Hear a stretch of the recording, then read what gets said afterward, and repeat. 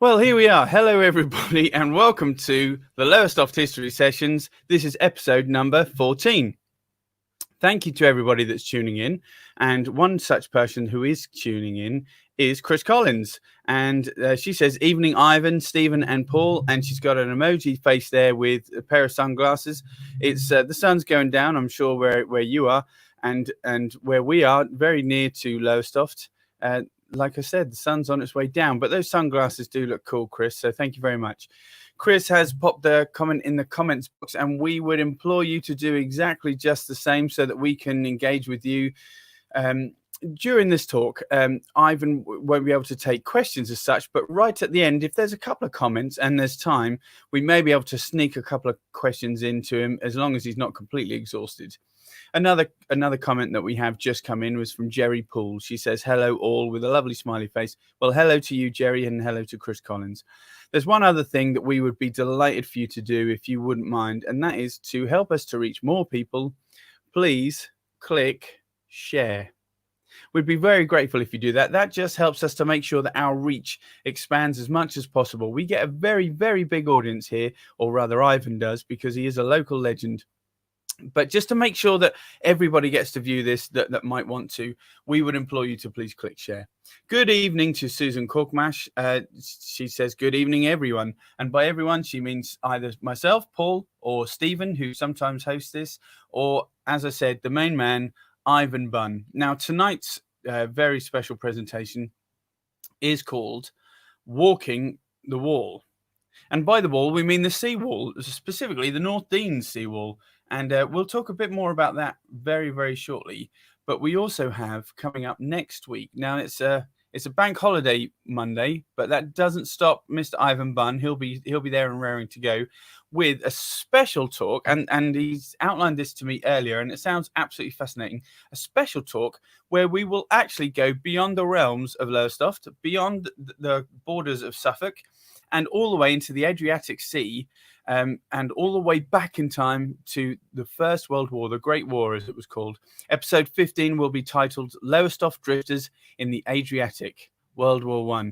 And I can't wait for that. But as I said, tonight, first of all, we're going to have a wonderful presentation called Walking the Wall. Now, I must just say thank you to our sponsors, People's Health Trust. They make this possible, and they tasked Stephen and I some time back to make sure that our reach to people locally included a history provision.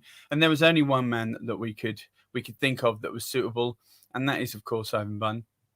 So we asked him, and then of course COVID-19 happened, and we were all cooped up at home. So we asked Ivan if he would be prepared to do it from his home, and he said yes, he would. And that's how episode 1 came about. We're now on to episode 14, and as I said, all thanks really to People's Health Trust. They've managed to keep this going and keep it fully funded all the way through.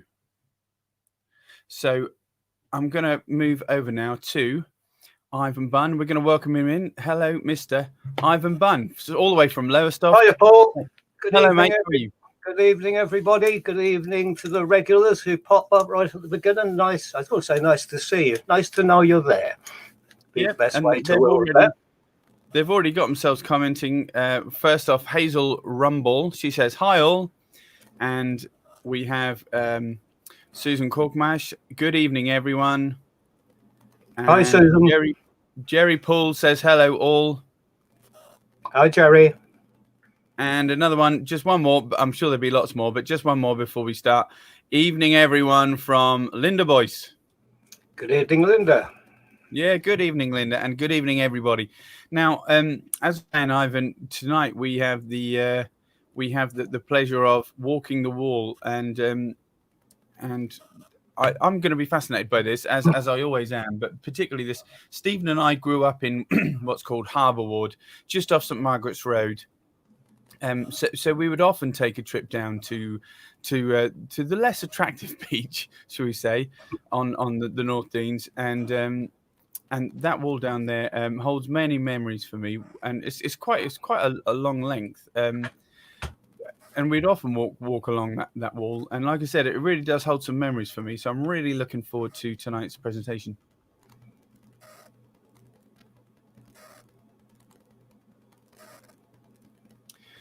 Okay, so if you're ready, Ivan, shall we begin? If I just do before we actually switch to the presentation, Sure. if I just do a little bit of background, this in actual fact, this presentation is based on a actual walk that I did along the North Sea Wall when I was working at the Lowestoft Record Office, and this presentation was in support of that. As we can't actually walk along the wall tonight, I've tweaked it a little bit to bring in more of the detail that I could have done visually when we were walking. The first part of the first few minutes, we will do a virtual walk along the North Sea Wall. For those who haven't been there lately, or perhaps for those who've never been along the North Sea Wall, who live outside Lowestoft. It's a very, very convoluted subject of why there's a seawall there in the first place. And what my task is tonight, I've used mostly reports from the local newspaper, the Lowestoft Journal, going right back, well, before there was a Lowestoft Journal, going right back to the Norfolk Chronicle, which was the local area paper in the first half of the 1800s. So I've used that material. My task this week, I've been tweaking this talk a lot, hopefully to make it work, is doing my research. Just to show you how I do research, I've got 7 pages of notes in a timeline of what happened, when, why, and where. So what my task has been this week really is to reduce all of these words down into I hope, a fairly succinct and sharp presentation, but without losing any of the detail. If we did the detail, we'd probably have to do about 10 sessions through till Christmas to cut my notes. So this is not the there's enough material here in actual fact for a book, so I'm not going to write a book tonight. So just to prove that the material came from the local newspapers, in many of them you will actually see the press cuttings on the screen. Some of them you won't possibly be able to read, so I've actually made paper copies of the press cuttings here that sync with the ones that you see on the screen, so that I can pick the salient points out for you. So anyway, it's walk the wall. I don't need that anymore. Let me put that down there. Okay. I think put that there so I know where I am. Just I'm not really organised, you know. I look organised, but I'm not. This is all. I don't believe that for a second, Ivan. This is all for show, really. Well, you show it very well. Just before we go straight into that presentation, I'll just remind everyone that we stream these Lowestoft history sessions each and every Monday. That includes next Monday, which, although it's a bank holiday, Ivan will still be raring to go. He's got a fascinating subject, which I mentioned earlier, called Lowestoft Drifters in the Adriatic, World War I, and it's all about a special journey that had to be made by the boys from Lowestoft and their drifters into the Adriatic Sea. Ivan outlined it to me earlier, and I can promise you, I can't wait, and I'm sure you won't either. But you'll have to wait a whole week for that, but it will be worth the wait, I can assure you. Not just on a Monday night, but also on a Tuesday night, you can get your fix from the Voice Cloud and from the Rogues Shanty Chorus. On a Tuesday night, Stephen and myself will be streaming a shanty session. And that's not easy to say after a few sherbets, the shanty session. But what we do is we sing you a few shanties. We mention, we talk a little bit about the history of it, or each particular shanty, and we really enjoy ourselves. It's a slightly different affair to the Monday night sessions, but hopefully you enjoy it too. People seem to. If you haven't joined us yet, please do join us. We're up to a good number of episodes. We've been doing it every Tuesday since lockdown began, all the way back in March. But without further ado, if Ivan, you're ready, then we'll begin walking the wall. Okay, let's start the presentation and let's see where our path leads us.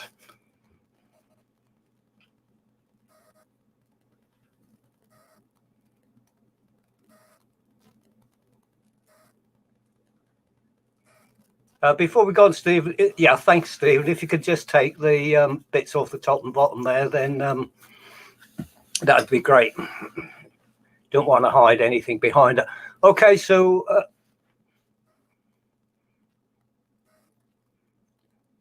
just get comfortably here. Okay, so this is the story of Lowestoft's North Sea Wall, today's North Sea Wall, but there were earlier sea walls, as you will see. But the very first thing I'm going to do is take a little virtual tour along the North Sea Wall. So if I can ask you to change slides for me, please, Paul. So I hope you can see the map. I'm going to explain the map in more detail a bit later. But this is the North Sea Wall. It's the purple area that you can see. And you will now see a little red flag comes up showing you where I took the photograph if you're not certain. And we'll make our way northwards along the sea wall. If my timings are right. So we head north along the North Sea Wall, past the Ness Point, the most easterly point in the British Isles.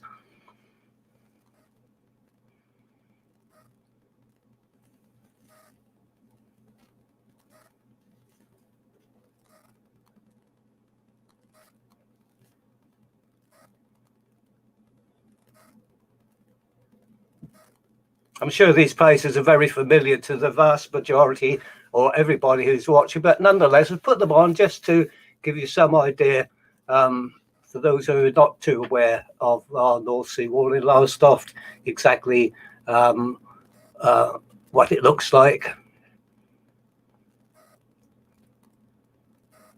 The map itself, as I said, I'll explain the detail a bit later on that. It does show the course of two earlier sea walls and the original coastline back in the middle of the 19th century. But again, I'll come on to the map a bit later, as it will feature, and I hope fill in a lot of the detail. So we're still heading north along the sea wall. Today you've got Bird's Eye Factory on your left, on the east side. On the west side, back in the day, 120, 130 years ago, these were the pickling plots where the herring, after being landed, were pickled and barreled and sent all over the world.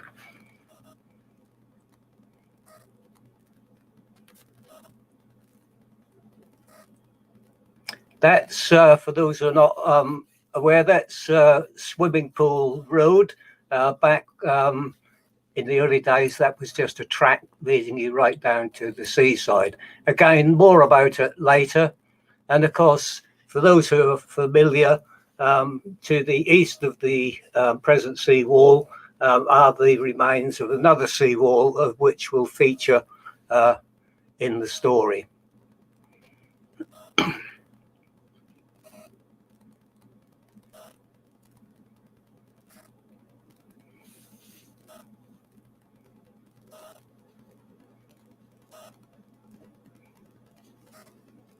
Now we're coming to the very northern end of the sea wall. This is looking south. You know, the beach on your left, the Deans, Gunton Deans on your right. And the final slide, we've reached the end of the wall and we're looking across to the rest of Gunton Deans. Notice the scrubby grass, the marram grass. That's very important because it features in the early part of the story before there was a seawall at Lowestoft. So this is marram grass. Amophilia is the Latin name. It's actually from the Greek, which means sand friend. Amos philos, sand friend. And it's a very, very good stabilizing grass for sandy areas, to stop sand blowing away and to protect it. And puts very, very long, deep, interconnected roots that hold it in place. And you still see a lot of this sea defences along the North Norfolk coast and elsewhere in the country. This marram grass was in fact the primary source of sea defence at Lowestoft before we had a sea wall. So we've gone back to pre-1903. There was no sea wall. The marram grass was in hills. They called them the Marram Hills. Now I put these pictures on for you. If you look at the top photograph, that's the gun platform, the eastern gun platform to the north of Ness Point. If you look in the middle distance, you can see quite clearly the Marram Hills there.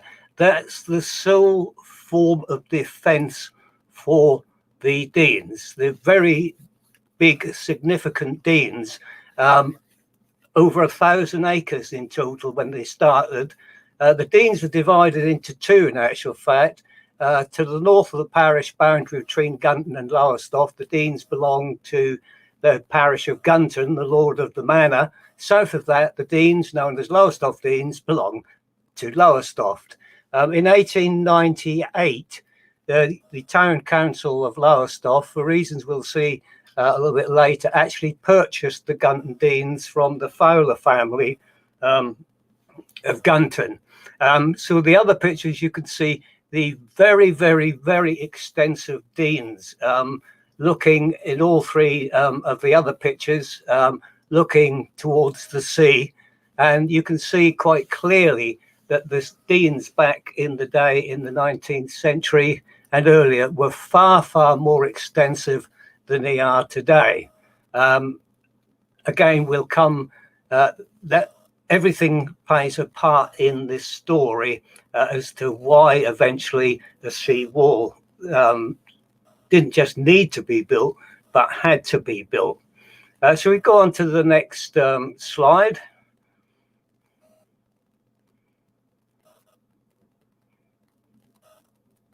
Just a few more. These are the Gunton Denes and also the Lowestoft Denes. As you can see from the left-hand picture, there's a lady, probably a beatster, who's been repairing nets, laying out the nets to dry on the Gunton Denes. On the top right photograph, that's actually the Gunton Denes a bit later on, when it became a golf course, the golf links. Then, of course, further south from Gunton Denes, you come onto the Lowestoft Denes, and there, part of them had the extensive net drying racks that you can see in the bottom right-hand photograph. So the Denes are very, historically, have been very, very important to Lowestoft in its economy, not just for fishing and business reasons, but for leisure reasons as well. Certainly back in the 19th century, there was a cricket ground on the Denes, not the Denes Oval, not the one that's there today, but part of the Denes was laid out in the 18th century as a cricket ground, and cricket was played there quite often by local teams. It was a recreation area. It was a way to get to the beach. You had to go across the Denes, over the Marram Hills that protected the Denes from the sea, and from thence you could get on to the beach. So that's just basically the Denes themselves, and they are being protected by the Marram Hills. So we can go to the next slide, please.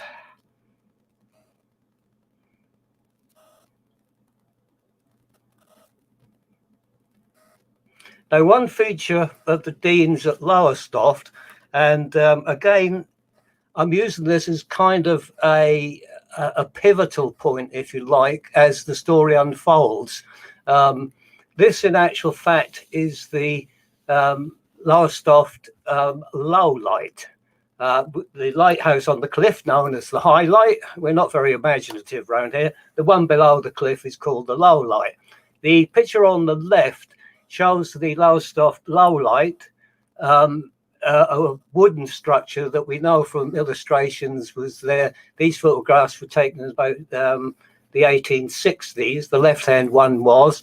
That's a wooden structure. And we know from engravings and drawings from the mid-18th century that this same low light was there. But later, in 1866, it was replaced with a more modern structure. Here's the more modern one on the right. And the low light, very basically, the Deans were important to the low light. As you probably know, there are great sandbanks off Lowestoft with channels that come through them. And the idea was there's a red light in the low light and the white light in the lighthouse on the top of the cliff on the high light. And as the sandbanks moved, the channels move, and the lighthouse, the low light, could be moved backwards and forwards to line up the two lights with the moving every time the channel moved. So it's from a navigation purpose, it was very important. If you could just click for me once, please.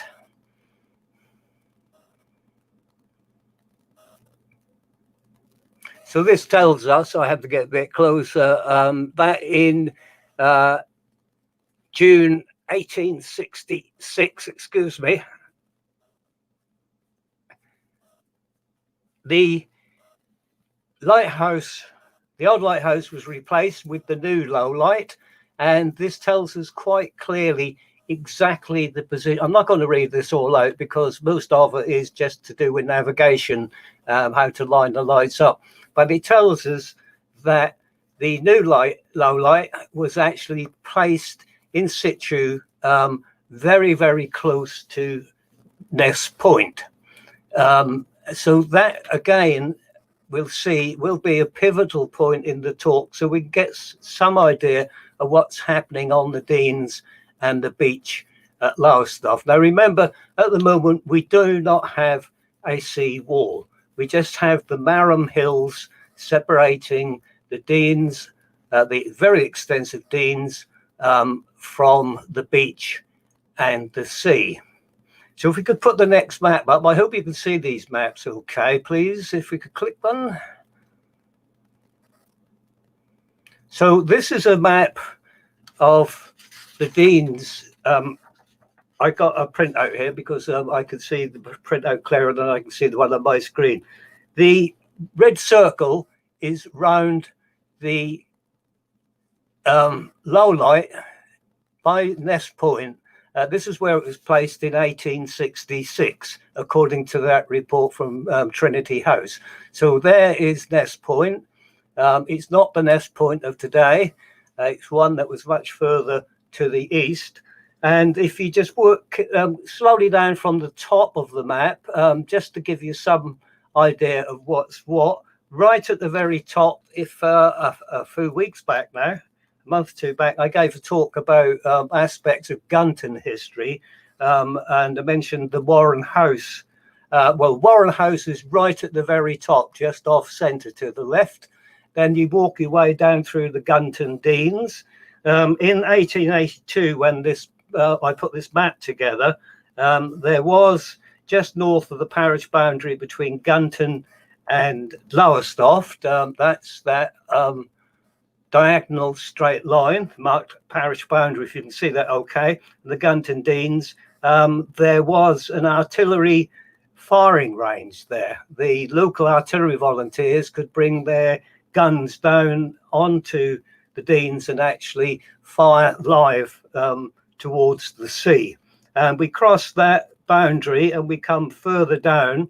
The road that you see leading from Bellevue Park right through the Marham Hills and on to the beach area.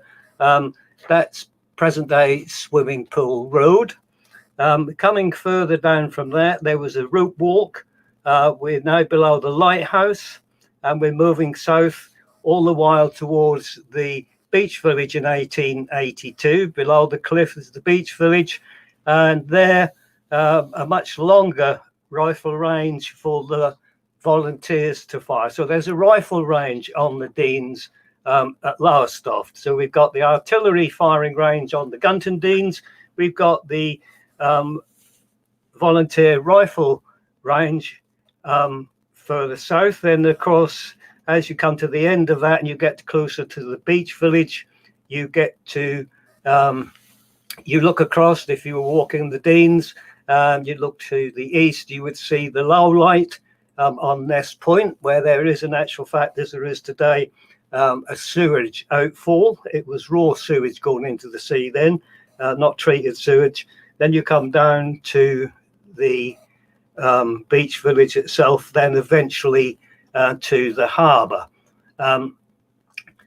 There's no seawall in 1882. As I said, emphasising it again, the Marham Hills are the protection for the Deans, to a certain extent the beach village as well. But it's the Deans in particular that are protected by the Marham Hills. So if we could click me one more time, please, Paul.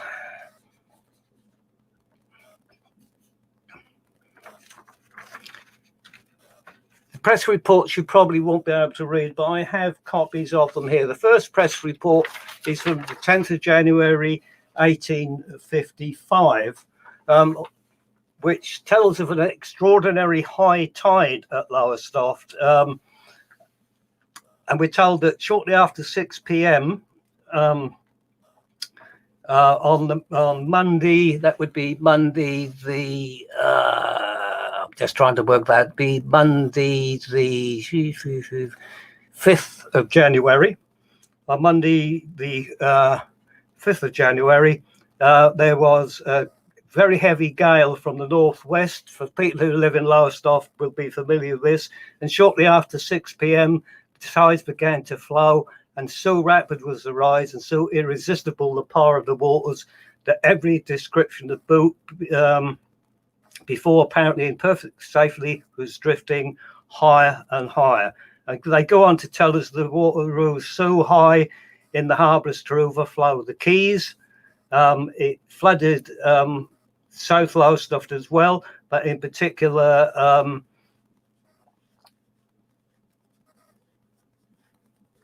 the houses on the beach village began to flood. The Deans were flooded, moving people and things.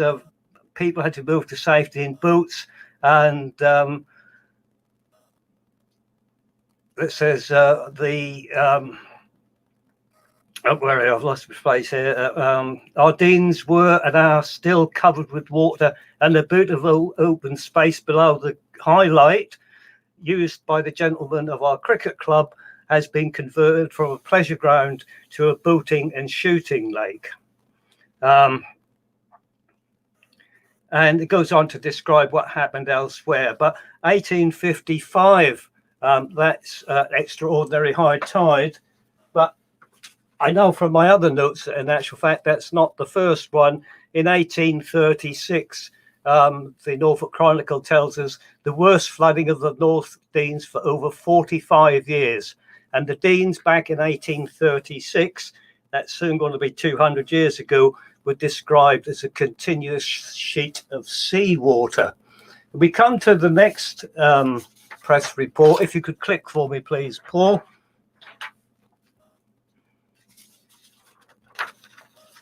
This is from 7th of December, 1867, 12 years after that one.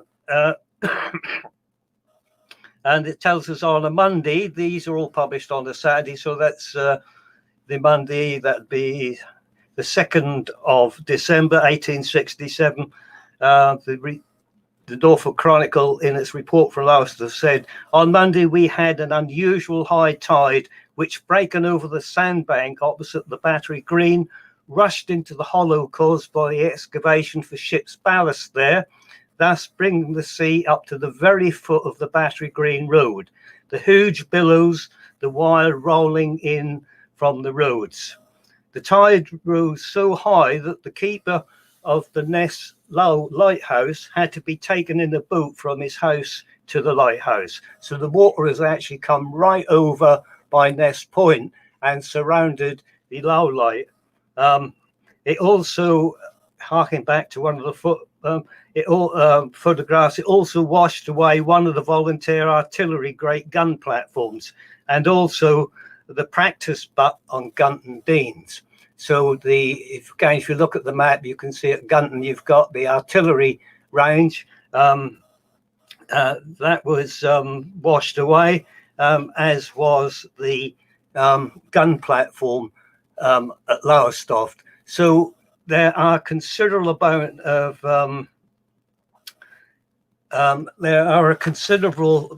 amounts of flooding going on, despite the Marham Hills that are supposed to protect it. If we go on to the next slide, please, Stephen. Sorry, Paul. So used to talking to Stephen. In 1877, in January 1877, a remarkable high tide flooded the Deans, destroying the sewage outlet at Ness Point. However, in 1894, there was, well, that's described on Saturday, December 1894, we are told Lowestoft has had an experience that has probably never before been known in the history of the town. It goes without saying, there is no denying its, I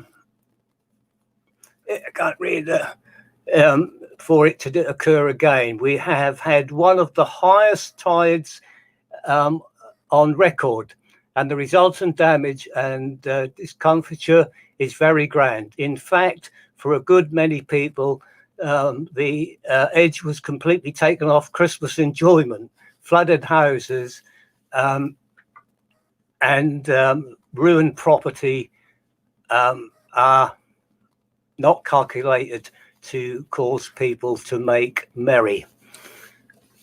And the description from that long newspaper report, I paraphrased on here, most importantly, right from the gas house, that's the gas works, as far as the eye could reach, a huge lake stretched itself. It was one sheet of water as far as Corton. A good proportion of the protecting Marham Hills has gone. South of the gas house, the hollow near the Great Eastern Railway concrete wall, that's down by the harbour, has filled up and is now a big pond. The report goes on to note, on Sunday, several of the residents on the beach, with a courage that is commendable, took it in hand to cut a passage through for the water. And in a short time, there was a rushing stream flowing along the beach in a southerly direction. So what some of the occupants did after the flooding stopped, they actually went and they made deep cuts through the Marham Hills in certain places to allow the water to drain off the Deans and back onto the beach as the tide went out. That was a no. Saturday, December the 22nd of December 1894 really should be seen as the tip of the iceberg that's going to lead to the building of a sea wall. So we go on to the next slide, please.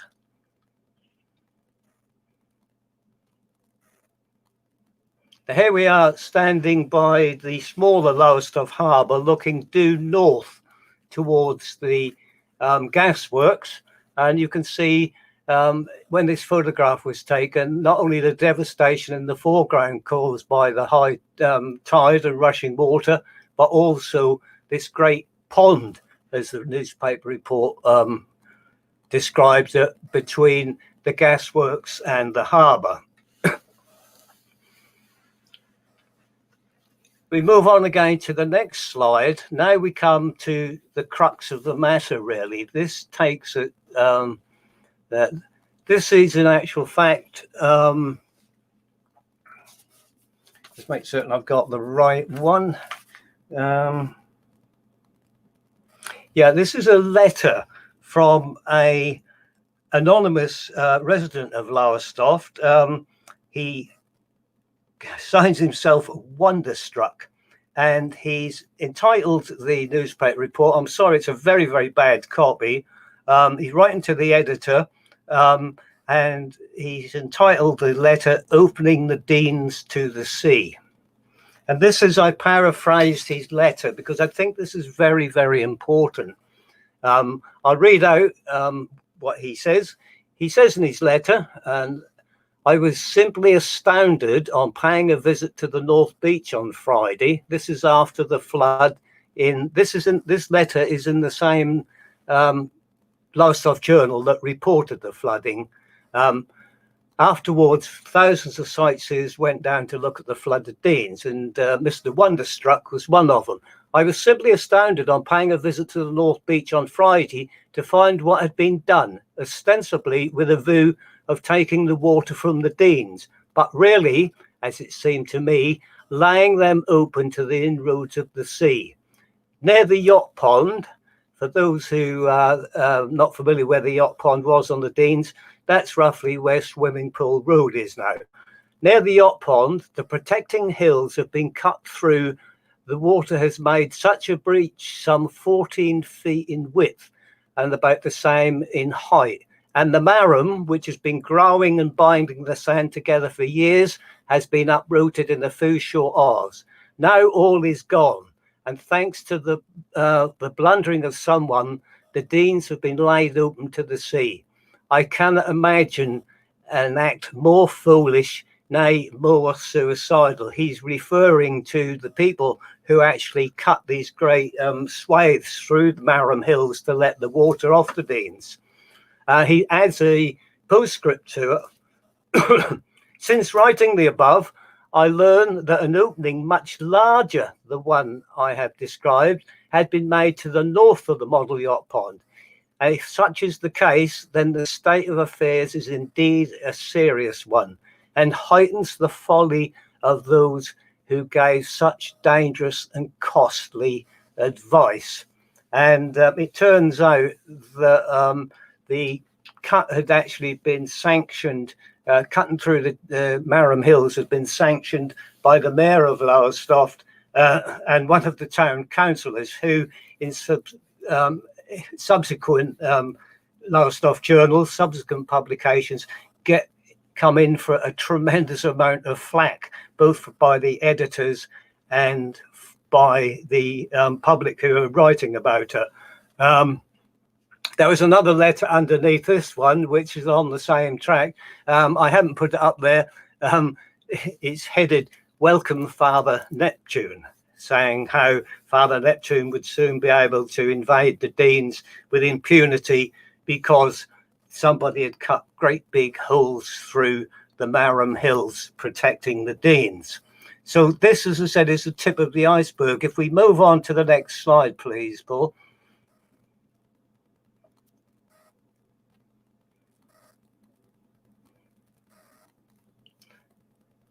And things got progressively worse. 29th of November 1897, only 3 years later, described a great tide which was of a volume never experienced in the history of Lowestoft. It causes immense flooding on the Deans from Hamilton Road right through to Gunton. And one of the features in the journal, I never thought of this, one of the description of the flooding was, one feature of the flood, the paper noted, was the number of rats who were driven from home. They swarmed up the sheds and timbers. This is down in the beach village, presumably. They swarmed up the sheds and timbers until the water reached them and they dropped into it from sheer exhaustion. So as I said, thousands of rats that were living in the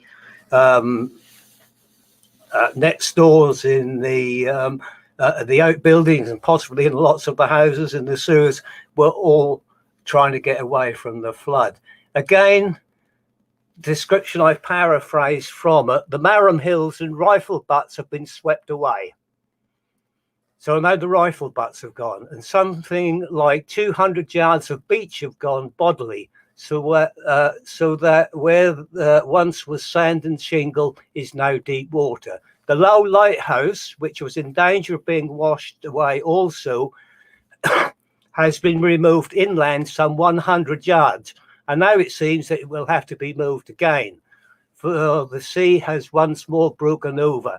And on Wednesday last, it looked as though on an island. Past efforts have been made to prevent the sea swallowing up the Deans, as it is slowly but surely. Faggots, a sandbank, and other methods were tried, but alas were found to be useless. Then came the costly trial of groins. Over these, something like £1,500 was spent, and all there is to show for the money are a few twisted rails and some planking. The beach has not been saved. On the contrary, the sea has encroached in the most alarming fashion, and huge bits of the foreshore have been sliced away. Although during the last 6 years the havoc wrought has been terrible, now each winter and spring we have the sorry spectacle of the sea gradually working its way inland. Sorry, excuse me while I have a sip of this here water. So we've got, presumably, it's been blamed on the destruction of the Marham Hills. Once the water can get through and get to the roots, it starts washing them away. It gets worse and worse. There might be also involved in this part of the natural phenomena, which is still going on today, which is why we still have the problem. But the southern England, southwest England in particular, is very, very, very subsiding. Scotland is getting higher, and so there might be a natural cause as well as the removal of the Marham Hills. I'm not an expert on these things, so I can't say, but certainly in the minds of the people of Lowestoft, just over 120 years ago, the fault was the cutting through of the Marham Hills, the well-meaning cutting through the Marham Hills to let the water off the Deans back in the December of 1894. So we push on, the story gets more complicated. Now, I'm going to do a little aside here because I often think to myself, now, the newspapers, you have to say, my notes that I waved in front of the camera a little while ago before I started, show that there was great worry in the town about the effects of the flooding of the Deans and how much it was going to cost to do something about it. And the idea of building a sea wall of some sort was talked about. But right in the middle of all this, in 1899, the Lowestoft Journal came up with this wonderful report. Apparently, the town council had sanctioned the building of another North Pier, or a North Pier in Lowestoft. This North Pier would go across the Deans, and here is an artist's impression of what it was going to look like. Here's one of the newspaper reports telling that by Act of Parliament, a company had been formed called the Lowestoft Promenade Pier Company. The Act of Parliament was in June 1899. There's a very long description of the pier. I just made a few notes here. And this is what you were going to get. There was going to be below the lighthouse in Lowestoft, or from close to the lighthouse school, a new winding road was going to be built down to Wapload Road. This would be a fine approach road to the pier, lined by trees with shops and restaurants either side, entered through wrought iron gates with a second arch gateway halfway along. You can see the first main gateway here on the right-hand end of the approach road. That's not the pier, that's the approach road. And a second arch stroke gateway halfway along, and a third gateway leading onto the pier, at the end of which will be a grand entertainment hall holding 2,000 people. The avenue and pier would be illuminated by electric light. This approach road that you can see in the thing is going to be 600 yards long. The pier was going to be another 233 yards long. The total cost was estimated to be £80,000. Do you think what that money could have done to build a wonderful sea wall? And to the south, it was later planned to build new docks joining up with the harbour. This is the proposed North Lowestoft Pier. And the council was serious about it. So much so, if you can click me to the next slide. So much so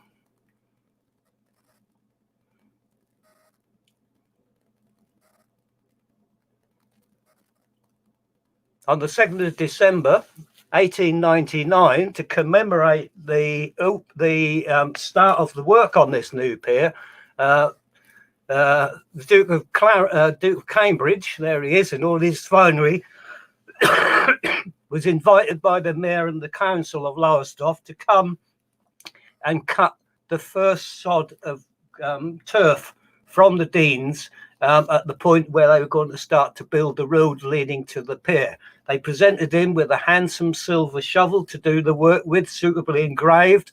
He was given a real royal welcome. He travelled through the town. People came out and cheered him.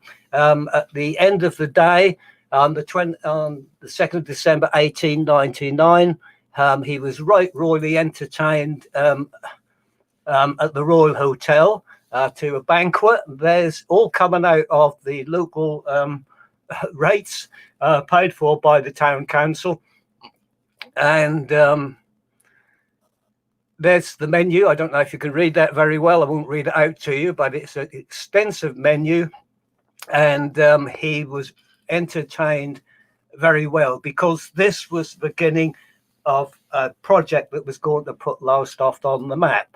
I hear you thinking or saying to yourself, so where's the pier now? Nothing ever came of it. All that money entertaining the Duke of Cambridge, getting an Act of Parliament, everything fizzled out. And there was a lot of ribald reporting about it in the journal, about what a waste of time and money it was. And the pier, the road, and nothing was ever built. And the whole project just fizzled out. I intend to do some more research into this proposed promenade pier when I get the time, and find out exactly why the bottom fell out of this project. Perhaps it was the £80,000 that they couldn't raise. But anyway, this is all taking place in the town at the time when the townsfolk are far more concerned about the safety of the Deans and the beach village than they were, I think, about building a North Promenade pier. So we'll move on, please. We've still got lots of ground to cover here. So eventually the town council, a resolution passed in 1898 that the borough surveyor, the town surveyor, should be employ somebody to come and do some work. Excuse me while I just put my papers in order here. There we go. To do the work on the Deans. And again, you see on the 1st of April 1899, once again, the lowlighters had to be moved further inland because of the constant erosion of the coast and the beaches. Appointed to build the first sea wall in Lowestoft, because it's now decided we have to have a sea wall in Lowestoft to replace the Marham Hills. This Scottish gentleman, he was his name, as you can see, was William Tregarthen Douglas, not Douglas, Douglas. He's a Scotsman. He was one of the leading Trinity House engineers. He'd built the Eddystone lighthouse. He'd improved the Bishop Rock lighthouse. He erected lighthouses all over the world, in actual fact. And he was, in fact, one of the leading marine engineers in Britain at that time. And he was contracted to come and do the work to build the new sea wall.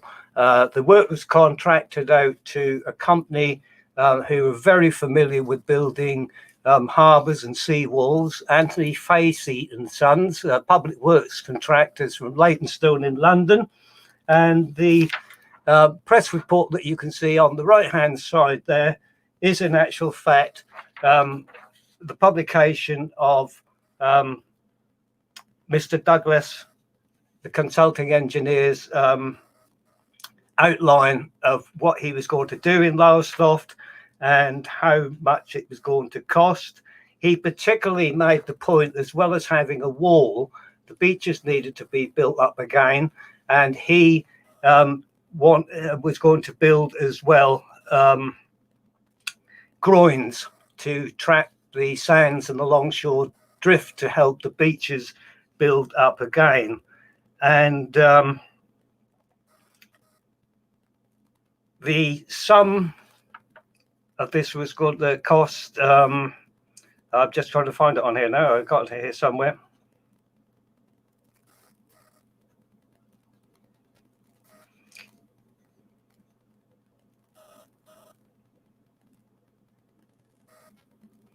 Unfortunately, he doesn't brag because he was going to do some more work for Sea Defence Works at Pakefield, but it was going to cost £32,216 for the construction of the Defence Works.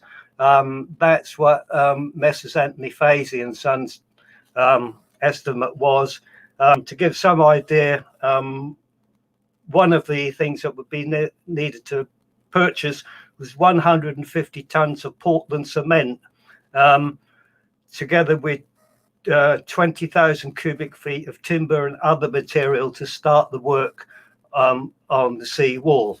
And the sea wall started. So if you can go to the next slide, please.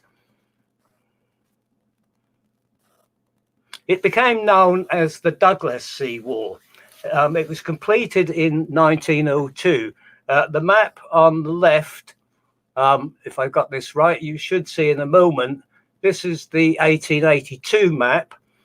You can see where the seawall was built on this map and how much the Deans had receded. Here we go. Okay, that's the line of the Douglas Sea Wall, not very clearly. And interestingly enough, it didn't go all the way down to the harbour, to Hamilton Road at that time. It stopped. There's the seawall. We finished building the seawall. It stopped at Nest Point. And from Nest Point down to the harbour mouth, there was still an open beach because some of the longshore fishermen liked to launch their boats from the beach. And the sea wall that Douglas built was literally a wall. And there you can see two photographs taken not long after it was built. The one at the top, you're literally standing on the top of this wall, not a very high wall. And the other one, you can see from the beach side of the wall, people sitting with their backs against the wall. In the background, you can see the houses that are being built on Gunton Cliff. The press report, this is 1903. Remember, the wall was finished in 1902. I think it was June 1902 it was finished. In 1903, on 28th of November, there's a report of a high tide on the east coast, damage at Kirkley Cliffs. And then the paragraph at the bottom, or second paragraph from the bottom, is the newspaper report says, on the North Beach, the sea broke over the substantial wall and a large portion of the Deans were flooded. But the groins and wall and the accumulated shelving beach broke the force of the waves, and beyond the water on the Deans, no damage was done. Nets were covered, but it is certain they would have been certain that had there been no wall, they would have been swept bodily away. So the wall has done some good, but it hasn't in actual fact stopped the water encroaching. The groins seem to have done their work. The beach is built up now, and so the force of the waves hitting against the wall obviously has lessened to a certain extent. So this is in November 1903. We could push on again, please, to the next slide.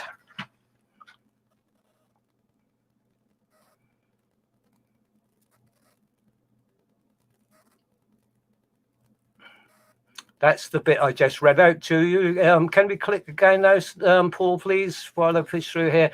And here's the piece of the report that on the North Beach, the sea broke over the substantial wall and a large proportion of the Deans disappeared. But it didn't end. It just got worse and worse. And as you can see from here, this is 1905, 16th of January. Sorry, the 14th of January. The gate as another tidal wave on the east coast. Considerable damage was done, tremendous amount of flooding. The Dean's houses and streets flooded at Lowestoft. They described it as a record visitation. We're told Lowestoft was in the throes of a severe tidal or gale, a tidal visitation on Saturday, widespread flooding. The cause is not far to seek for the cause of this latest tidal devastation. On Friday night, the wind sprang up.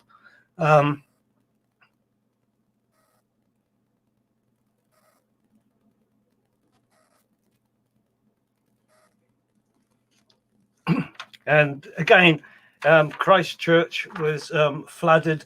The whole area was flooded, and the surging sea just broke completely over the top of the Douglas Sea Wall. It was totally ineffective. At the bottom left-hand photograph there, you can see what appears to be the wall in the background. This is down by the gasworks.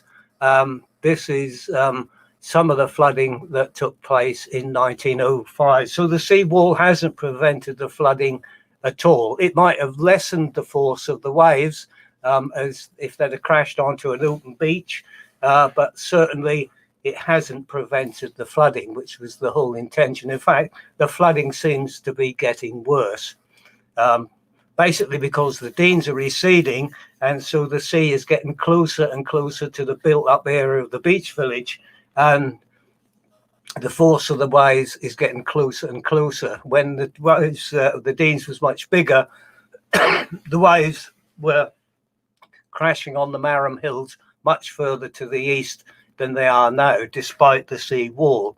We'll go on to the next slide, please.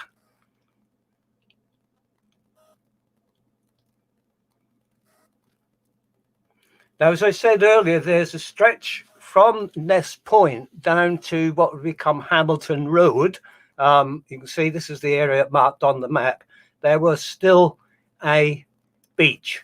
The area, you should see that, this yellow area, this is still the beach. There's no sea wall here, but it was perfectly obvious that at some point there was going to be flooding there. It was the newspaper reports tell us it's getting more and more serious. Right, let's make sure I got my right slides together. 20, yeah. And again, in the notes column, there is a report that they've got to do something about this bit of beach. So the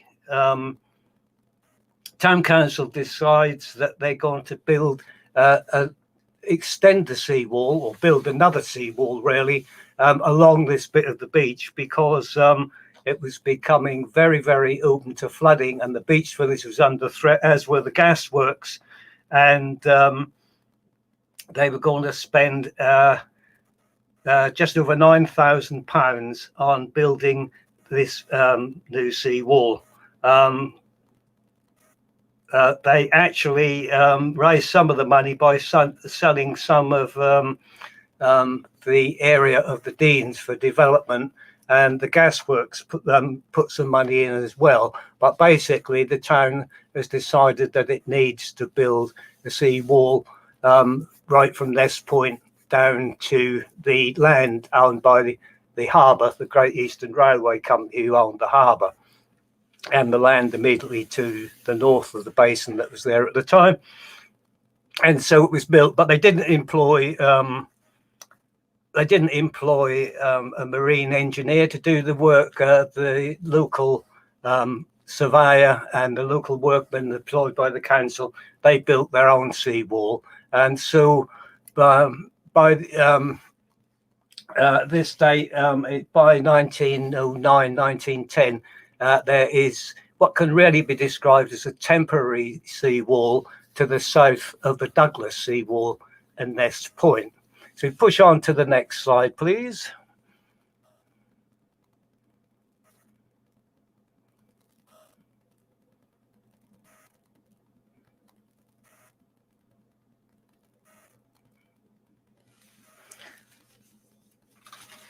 In 1916, there was concern. Where are we? Here we go. In 1916, there was concern. There was high tides and floods at Lowestoft again in 1916 in January. It's always these late tides in November, December, January, February that do the work. There's substantial damage done. The Deans are flooded, and some of the seawall has been undermined now, the Douglas seawall, and has to be propped up and repaired again. And the water now is always flooding the beach village as well as the Deans. It's coming up through the drains. It's sweeping across the Deans. The model yacht pond gets flooded. It's a mess, and the seawall is now suffering. 1917, a year later, almost exactly a year later, there's further damage. There's now a committee been appointed by the town council called the Sea Defence Committee. The low light was in danger of being washed away again, so they've moved it even further back. They've had to spend more and more money repairing the seawall, the Douglas seawall. There's great detail. It's going to cost over £5,000 more to repair the wall and repair some of the groins and put the groins in place.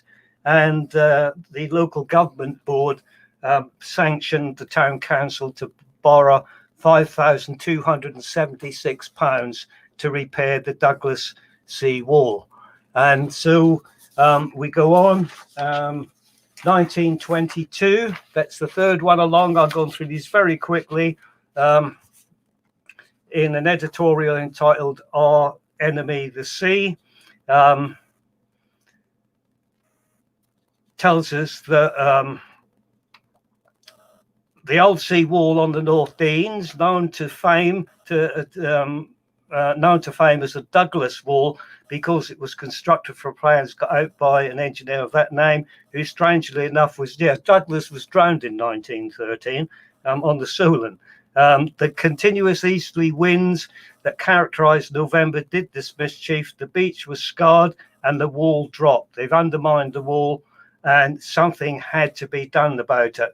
That would entail probably an outlay of over £100,000.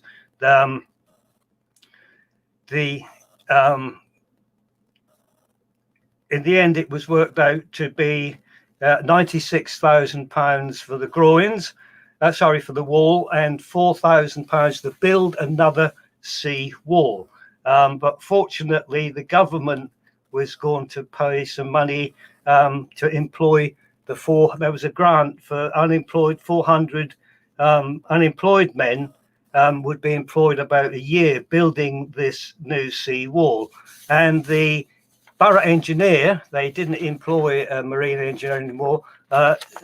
Sidney William Mobbs, he was the borough engineer and surveyor. He was the man that designed this new sea wall. So we go on to the new sea wall now. If we could change slides, please.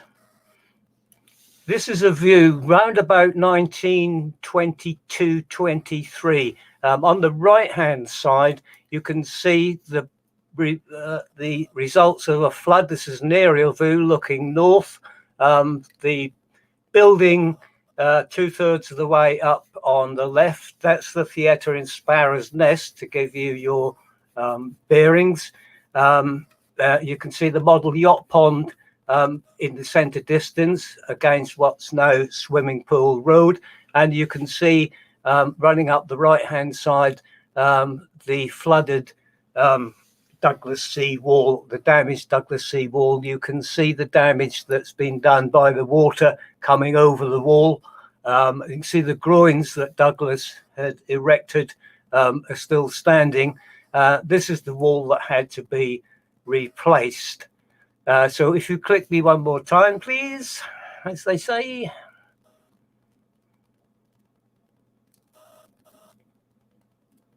And so the Mobsey Wall was built. It was called the Mobsey Wall for Sidney William Mobbs, the engineer. And somehow they didn't seem to learn their lesson. The Mobsey Wall was built even further back. This is now the line of the Mobsey Wall on the map. That's even further inland.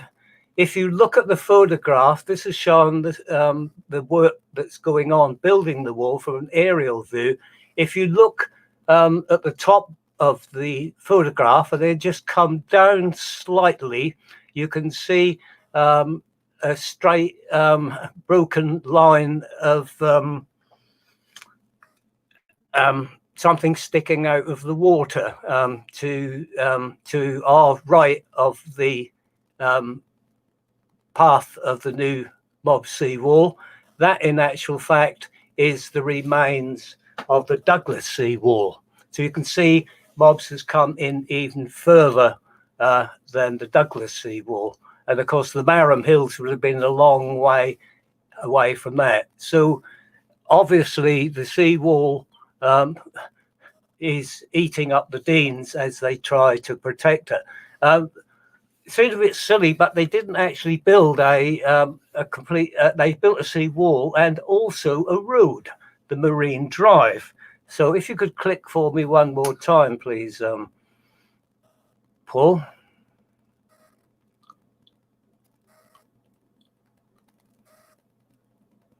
Oh, come on, slide. There we go.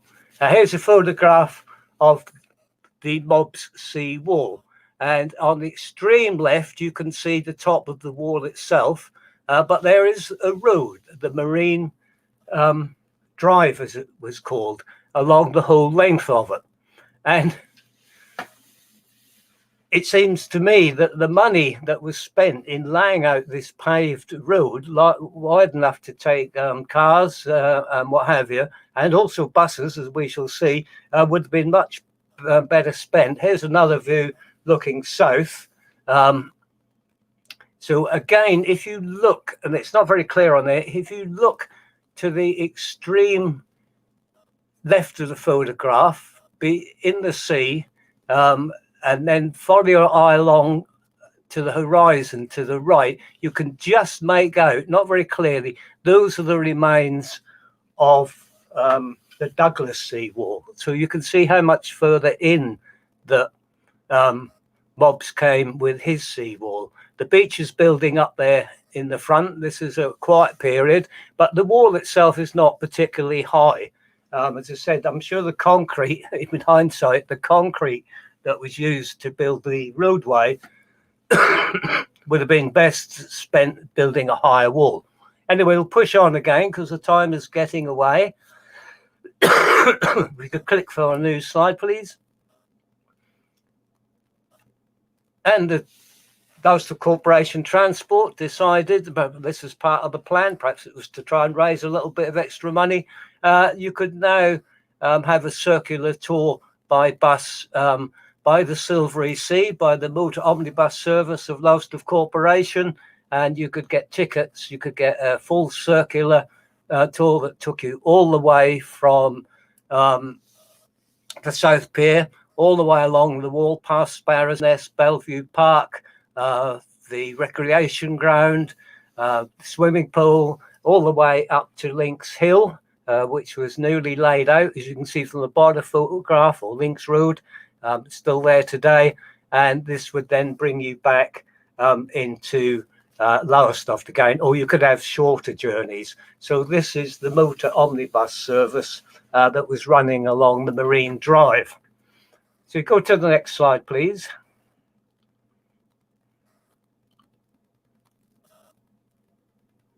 And again, this is a difference. There were, in actual fact, motorbike speed trials authorised by the council along the North Sea Wall.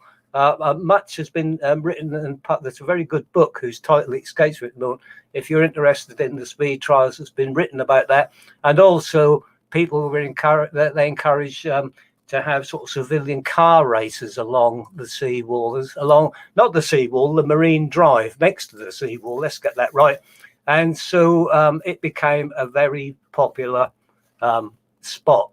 But again, everybody seemed to got excited about the new wall and the Marine Drive, and they tended to forget about the sea. So if we click to the next slide, please.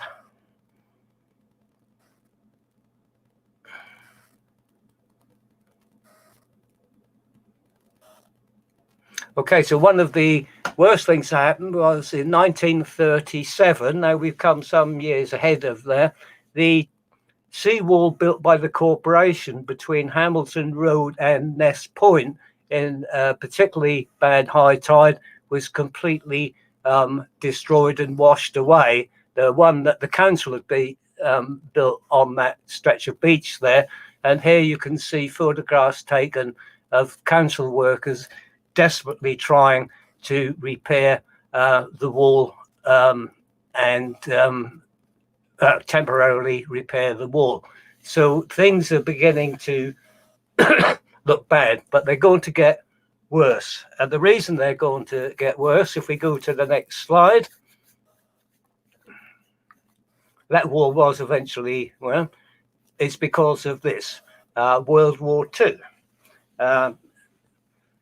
As I said, before the war, World War II, the sea wall, that's mob sea wall, was supported by sand hills and marram grass, which disappeared. So behind his sea wall, the Deans had built up with sand against the wall, and also marram grass was growing on this on there, but that had disappeared during the occupation by the military. The beaches and everything were laid out, became minefields. The Deans became minefields. No maintenance was carried out on any part of the seawall throughout the whole of the Second World War. Nobody was allowed on there. Further damage was done on May the 14th in the early morning when a German aircraft flew over and dropped a 500 kilogram Luft mine, an aerial mine, one of two that was dropped from a bomber. The other one, in actual fact, went into the sea, and the one landed right on the seawall 200 yards north of Lowestoft Gasworks, and these are the results, the resulting hole and the damage done to the seawall. It was a hell of a blast. I'm grateful to my friend, fellow historian Bob Collis, who's a fountain of information, historical fact about Lowestoft in the First and Second World Wars, a great military historian, and he tells us that a crater was blasted in the concrete surface, 12 by 4 feet, 12 feet by 4 feet, and the east side of the seawall was demolished.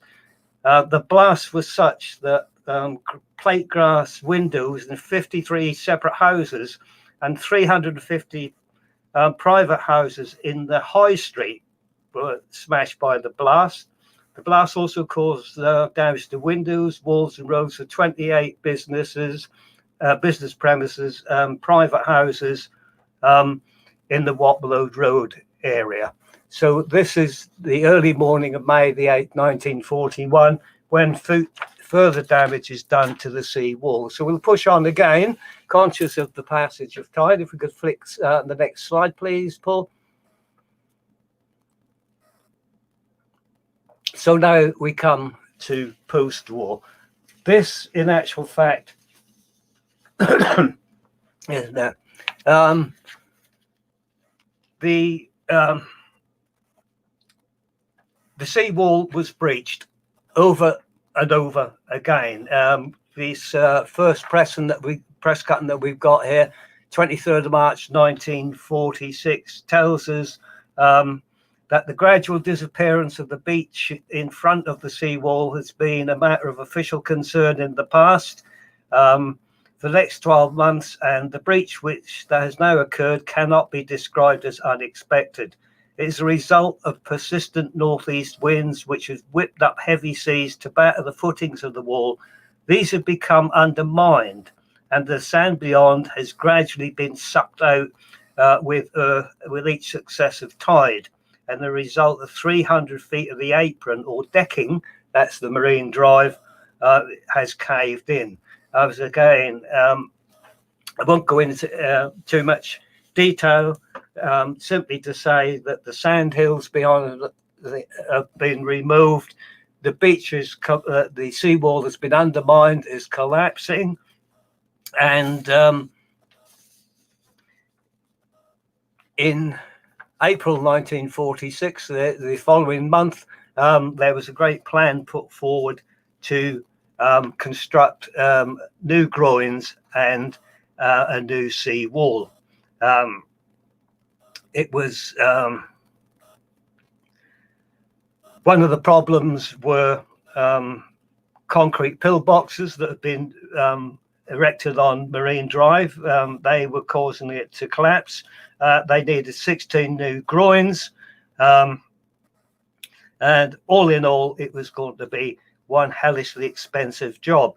Big problem was, because of the minefields, they couldn't actually get down to the seawall properly to reinforce the back of it. This was one of the big problems. So if we can just click on to the next slide, please.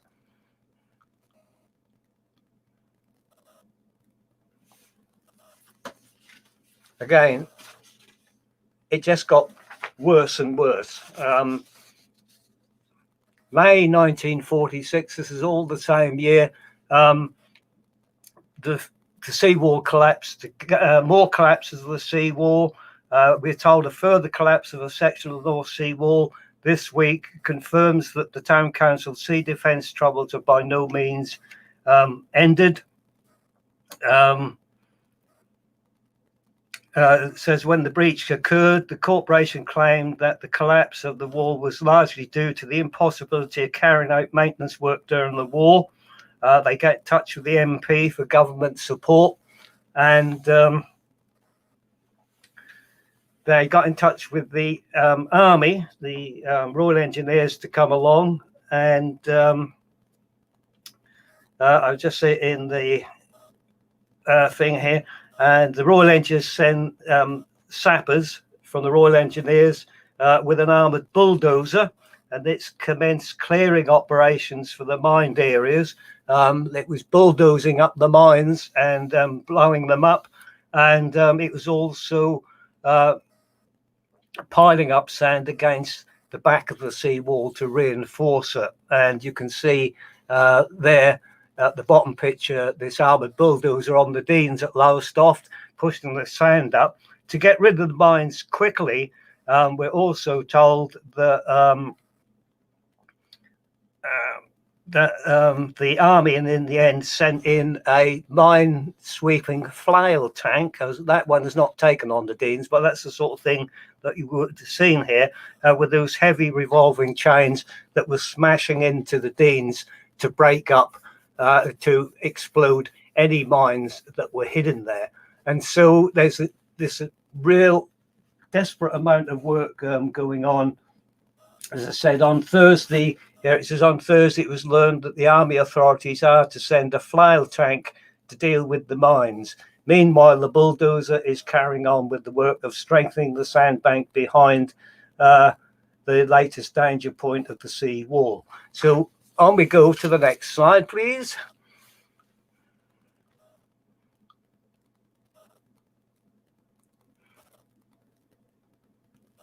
On the 21st of December 1946, the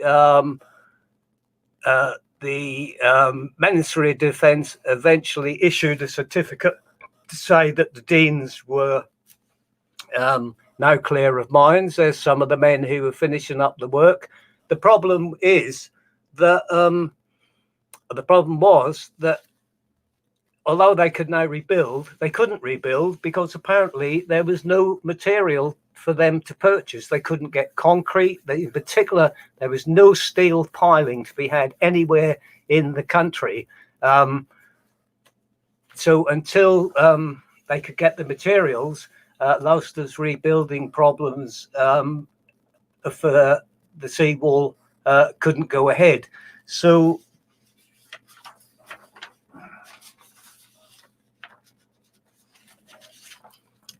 although they'd done the best that they could, but certainly by October the 5th, 1946, some materials were beginning to turn up and work could start on the new sea wall. So if we go to the next slide, please.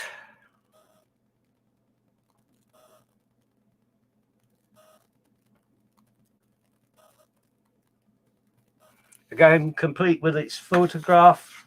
We're told that in November 1946, another part of the seawall at Lowestoft collapsed, and here you can see a photograph of the collapsed seawall.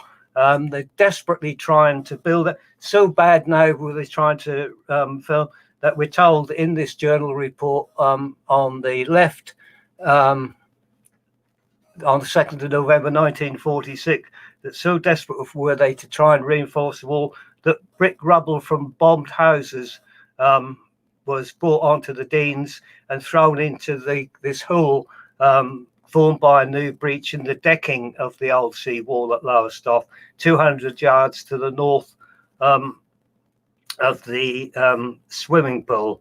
And it says the new breach has resulted from the heavy battering the wall has received during the last few days.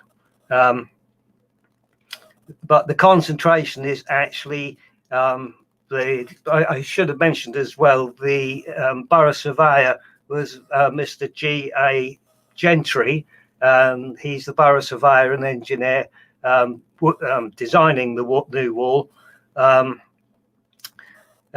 Because of the sea wall further to the south and the Hamilton Road was in a bad state, they were actually concentrating on rebuilding that as first because of the threat to the beach village.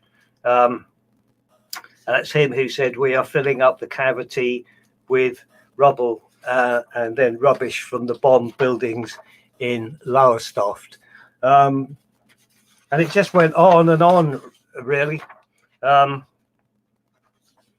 Here we come now to another press report here, December 1946. Not a good year for Lowestoft's North Sea Wall. Lowestoft Sea Wall, Lowestoft's worst sea wall collapse in December 1946, and it caved in a 510-foot long section and another 210-foot section elsewhere. The worst collapse experienced since they first occurred in March. The waves overhung the collapsed decking and battered the flood wall behind it to such an extent that along practically the whole length of the foundations were washed away. This left the wall without any support, and it dropped to the new level, but fortunately remained vertical. And the men worked day and night under floodlights in December to breach up the wall. They actually took the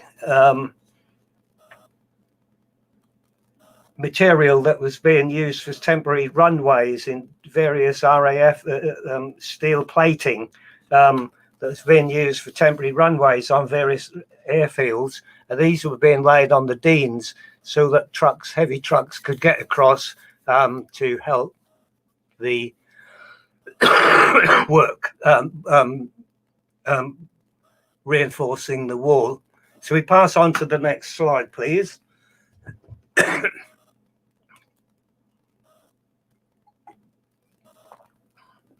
So very briefly, very quickly, here's just some photographs taken at the time of the Mob C wall. The one on the top left, the smaller one there, is taken from the landward side on the Deans, and you can see the wall that's on the left, somewhat damaged, but you can see how the scar has actually washed all the sand away from behind it as well. And in some places, as you can see in the other photographs, the wall itself has completely collapsed and fallen down into the sea. So this is what the workmen of Lowestoft had to contend with to build another sea wall. Obviously, the sea wall would be built to behind the original Mob sea wall. I've got more photographs to come for that. If we go to the next slide, please, Paul.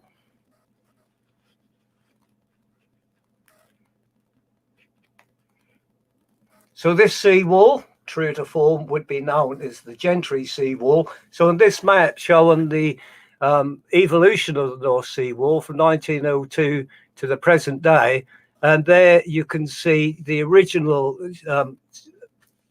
shoreline in 1882. There's the Gentry sea wall, our present day sea wall. You can see the line of the Mob sea wall and the Marine Drive. And you can see just how much of the Deans had disappeared between 1882 and today. More than half of the Deans is gone all the way along there.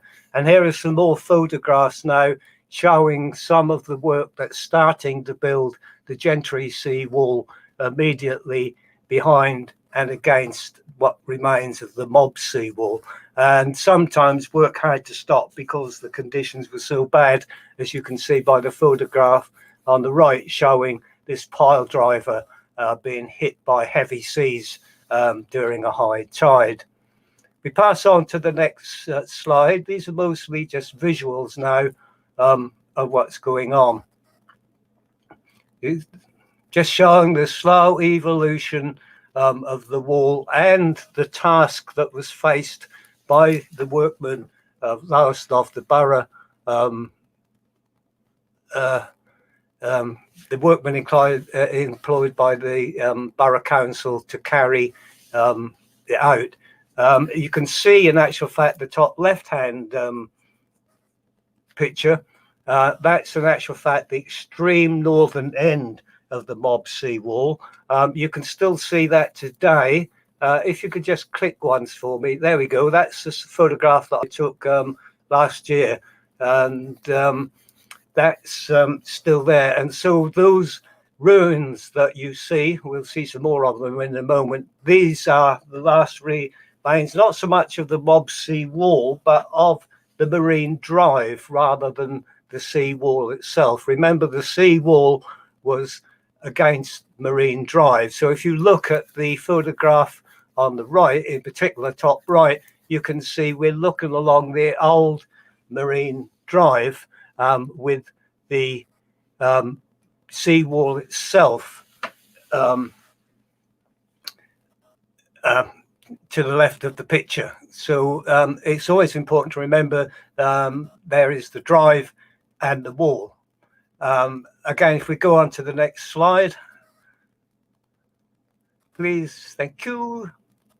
Again, these are just series of photographs showing how the wall is slowly taking place. So you can see again, particularly on the bottom right hand photograph, the growing new seawall on the left, extreme left, and you can see the remains of the marine drive and the mob seawall dominating the picture. And of course, that's what you can see at low tide in particular if you walk along the seawall today.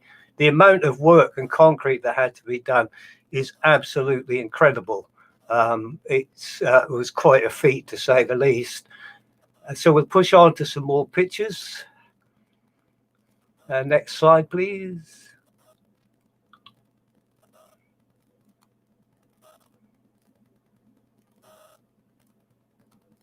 So the new sea wall, the gentry sea wall, was kind of constructed in two parts. The most important thing, as you can see from the top picture, was building the sea wall itself with some very firm foundations. So the top left-hand picture shows you the foundations with the wall being erected.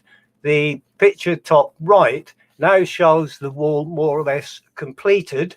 But of course, to the left of the wall, there's still rubble and what have you. So on top of that, then had to be laid the promenade itself. And on the bottom left hand picture, you can see the seawall after they laid the concrete promenade, the one that we still walk on today, although it's had to be relaid in a number of times. And there again, obviously, this is the marine parade, the promenade, if you like, behind the wall. So again, you've got the wall, build the wall to protect, then build the promenade, which will not only support the wall behind it, but it will also give people somewhere to walk. So again, as I said, I've gone through these a little bit quickly to make certain that we've still got enough time to finish the show, which I'm sure we will have. So if we can go to the next slide, please.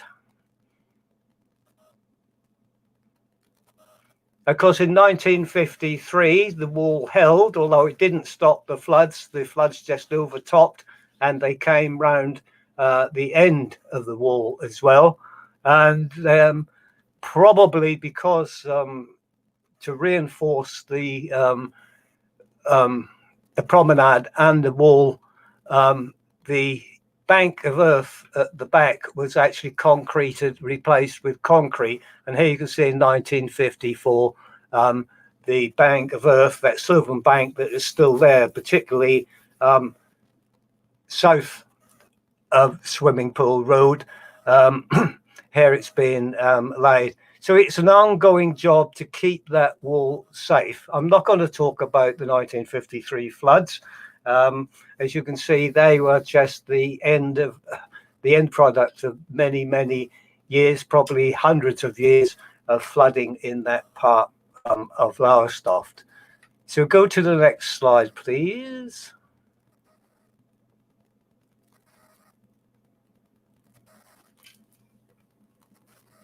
The last thing they did in 1955, if you're familiar with Links Hill, you come down Links Road to the car park. The sea was still coming. It's probably 1953 prompted this. The sea was coming around the end of the North Sea Wall at Gunton and flowing onto the Deans there. So as you can see there, they're building, extending a wall, a right angle piece immediately to the north of Links Road, which is still there today and should stop the sea coming round sorry, I'm being buzzed by a fly here, should stop the sea coming round the northerly end of the sea wall. Nevertheless, the wall has always been threatened and still will be. As you can see that in 1975, a £400,000 was spent to protect part of Lowestoft's North Sea wall. And it started in 1975. And the idea was to place these large interlocking tripods of concrete on what they called a special fiber mat to stabilize the seabed. The biggest problem you've got apparently is the undermining of a seawall, particularly if the sand gets washed away. And so that they put these tripods in place on certain places of the seawall. And you can see on the colored photograph that part of the seawall was also being replenished again towards the right. On the right towards the back, you can see new concrete is being laid to support the raised part of the seawall. So it's an ongoing story, and the story does continue. If we go to the next slide, please. £400,000 to save the seawall. Then in 1991, it was decided that they would do an even bigger job, particularly on the southern end of the seawall, which was lower, and the sea was constantly trying to undermine it. This is from just to the north of Nest Point, where the seawall is lower. That's actually overbuilt.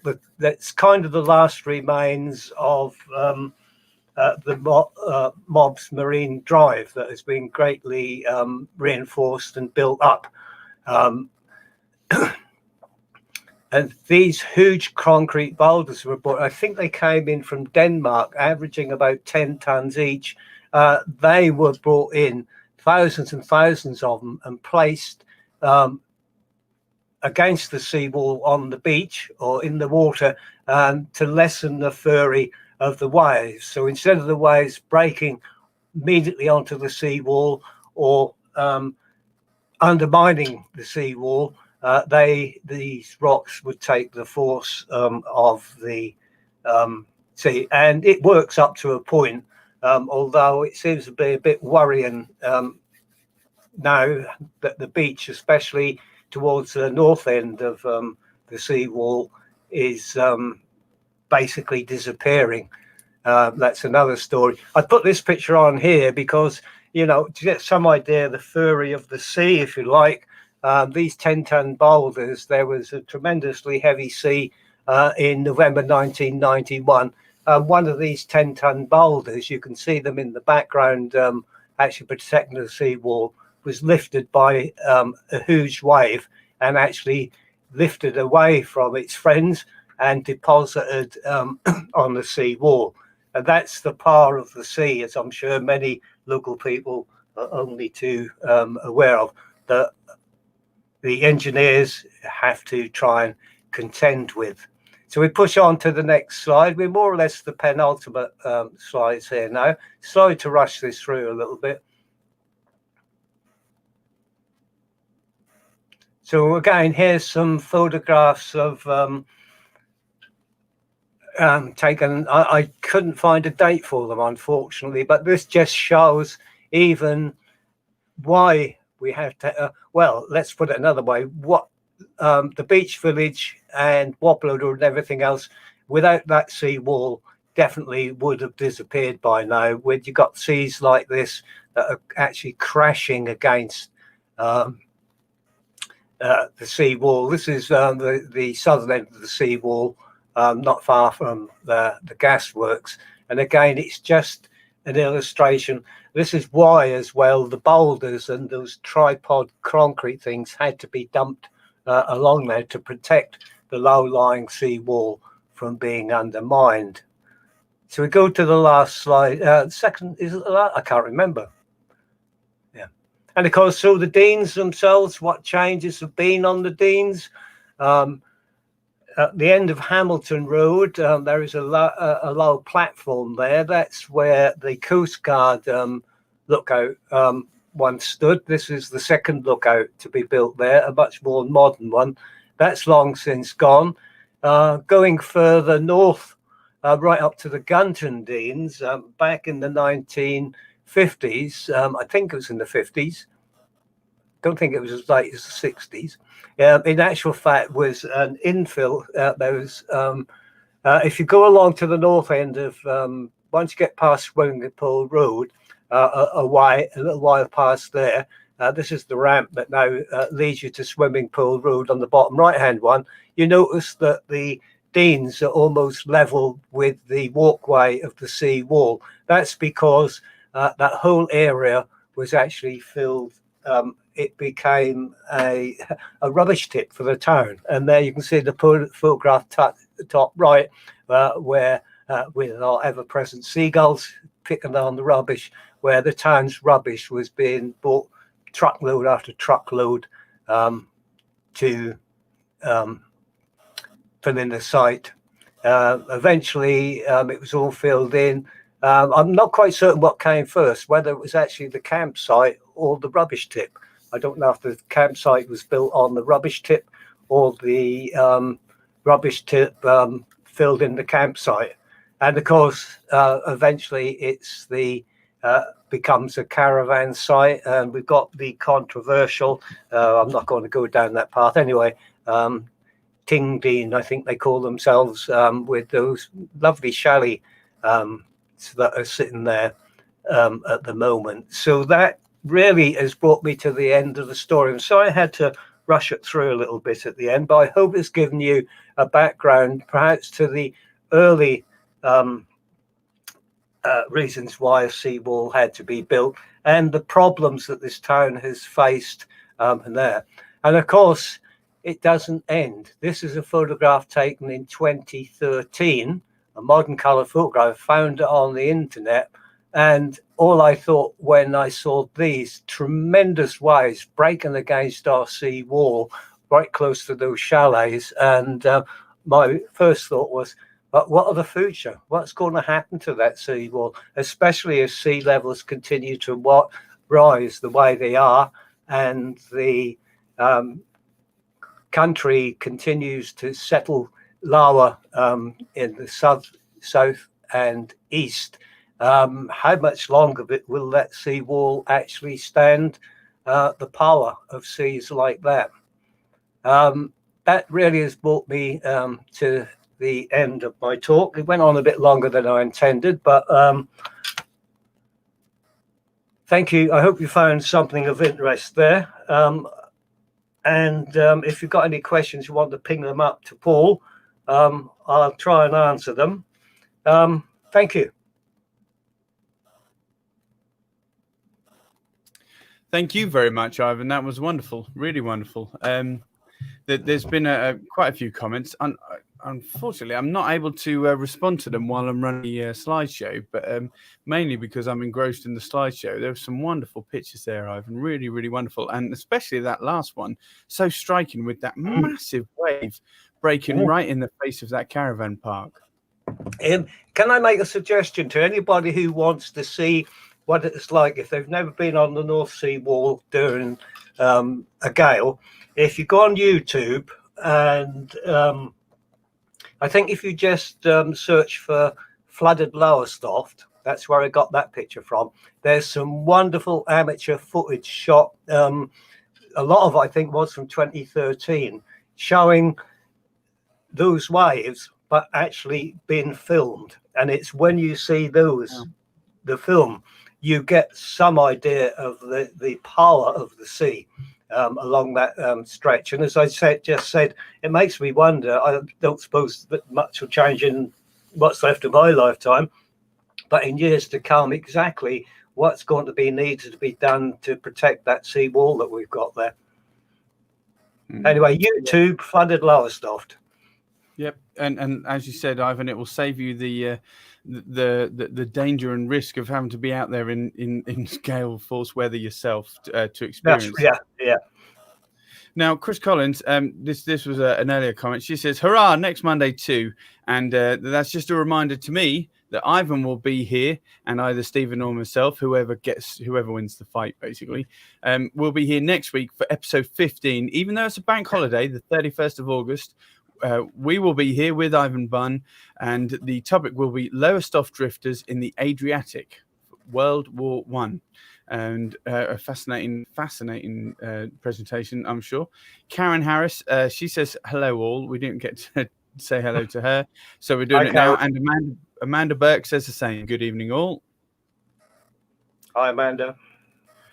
Now, James Wright, he a very witty comment. The Lowestoft Journal sounded like a much better read back in those days. I think that's there's plenty of gems still available, but Ivan does tend to pick out the very best for you to enjoy. And who else have we got? Yes, Linda Boyce. Fascinating information, and not that many years ago either. Well, that's true. Yeah, and this next comment I think says it all. Really interesting from Chris Collins. Who would have thought that a seawall that you might pass every day has such a changing and valuable history?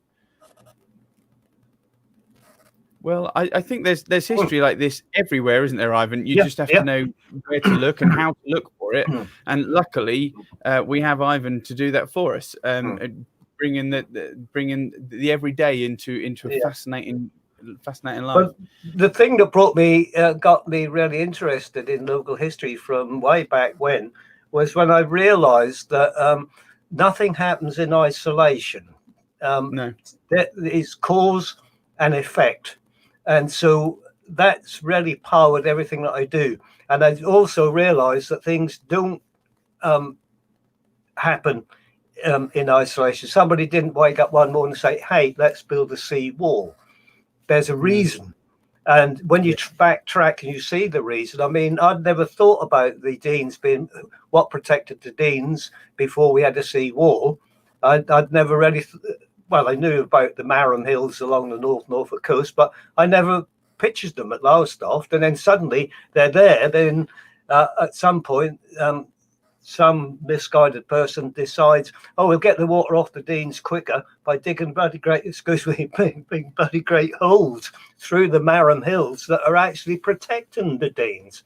And that's, so they're and of course the people who dug those holes, they want to get their Denes back dry again, so they did it for all the good, what they thought were the good intentions, not realising it was going to start a chain of events that would lead to somebody eventually having to build a sea wall because the Marham Hills have been washed away.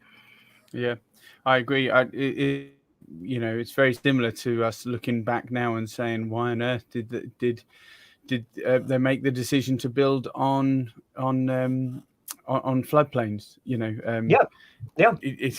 It seems ludicrous, but the decision was made at some point with good intentions, undoubtedly. Well, because the other thing I do a talk about floods in Lowestoft in general, and the whole area around Tolling Street floods badly. Around the railway station, St John's Road, Belvedere Road.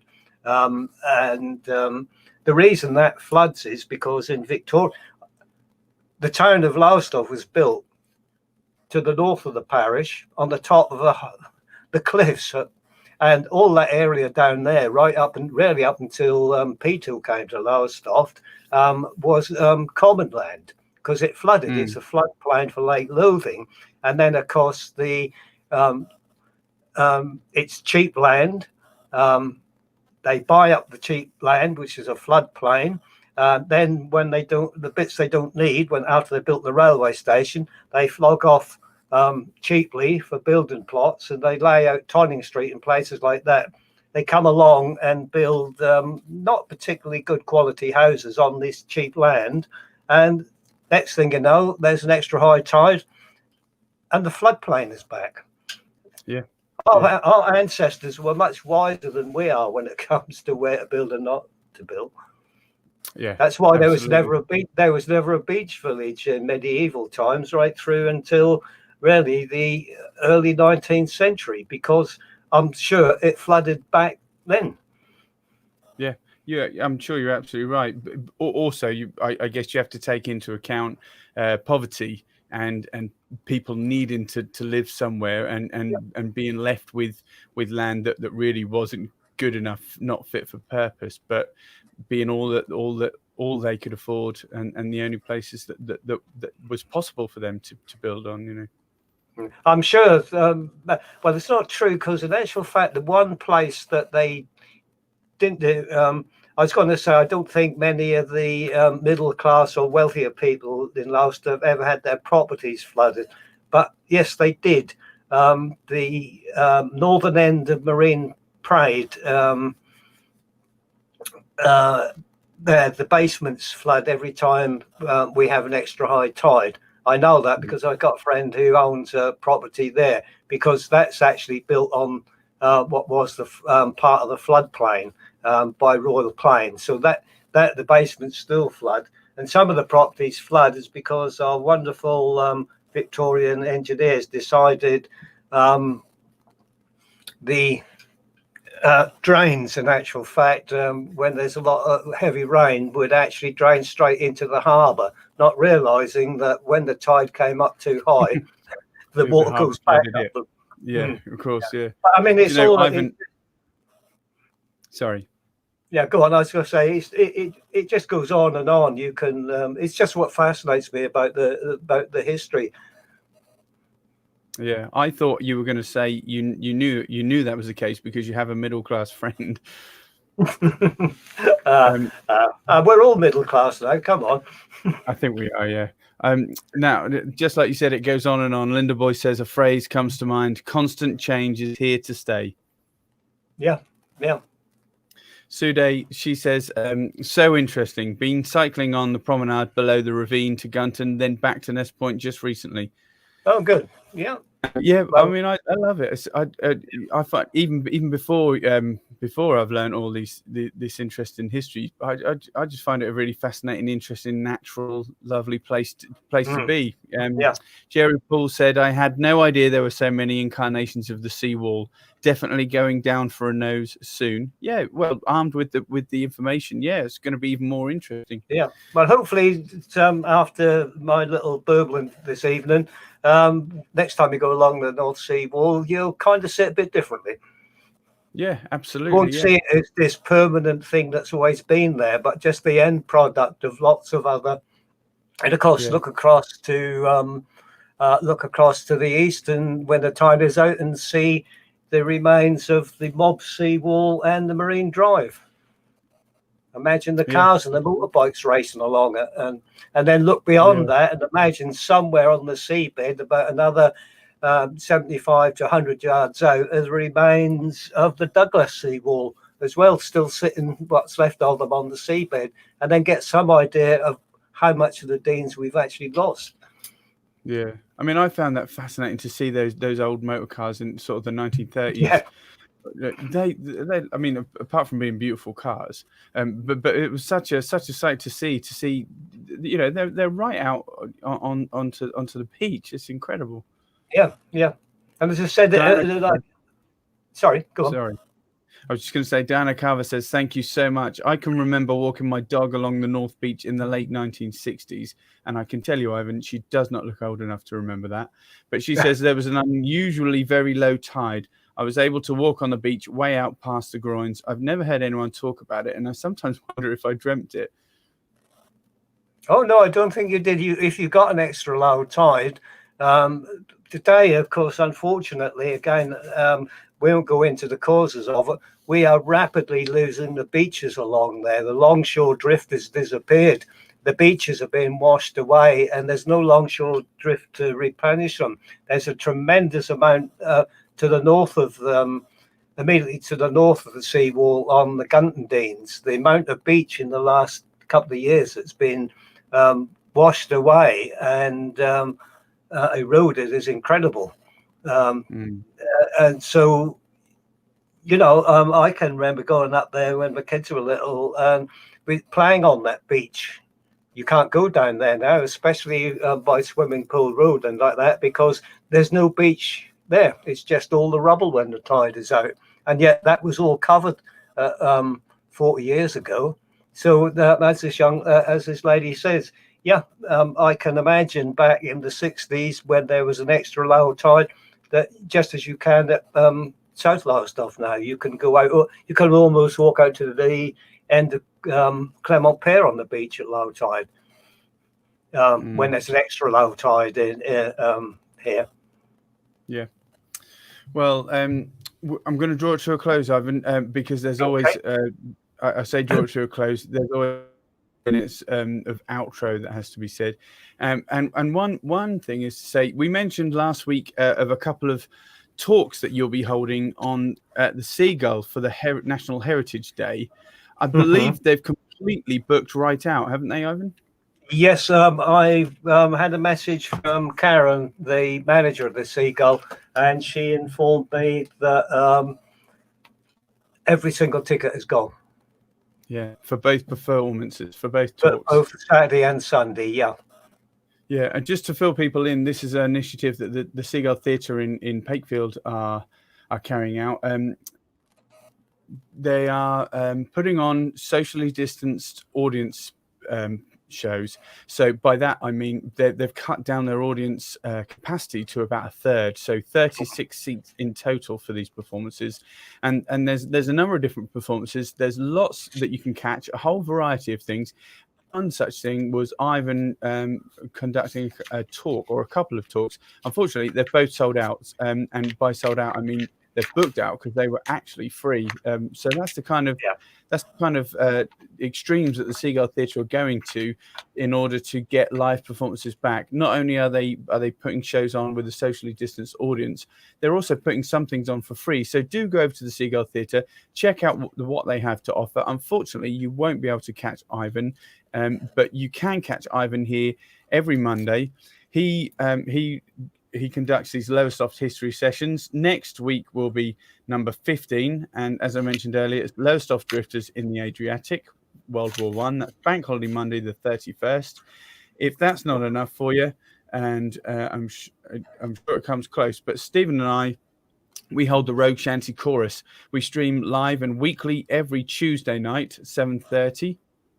And that's available, as is these sessions, on Facebook and on YouTube channels. So do check them out, because you can see all of these previous sessions, whether it be Ivan's sessions or the Rogues Shanty Chorus sessions. They're all available, whether live or historically. And if you still need history and you can never quite have enough, I am going to recommend that you try one or more of these books. This first one is Trial of Witches. It's by Gilbert Geist and Ivan Bunn, our very own Ivan Bunn. There's also a book called George Borrow, Alton and Beyond, and that is also by Mr. Ivan Bunn. And there's A Return to Haunted Lowestoft by Ivan Bunn and Henry Baker. Finally, The Trial of the Lowestoft Witches, with a foreword by Ivan Bunn, edited by Henry Baker. This is a facsimile of the original report of the trial of Amy Denny and Rose Cullender, 1662. So you can get those at Waterson's, I believe, or perhaps you can order them from your local independent bookshop. But do get yourself at least a copy of one of those or more. And in the meantime, we'll see you either tomorrow night for our Rogues Shanty Chorus sessions, or we'll see you in a week's time for Ivan's session entitled Lowestoft Drifters in the Adriatic. Thank you once again, Ivan. Have a great week. Okay. Yeah, thank you, Paul. Thank you, everybody. Good night.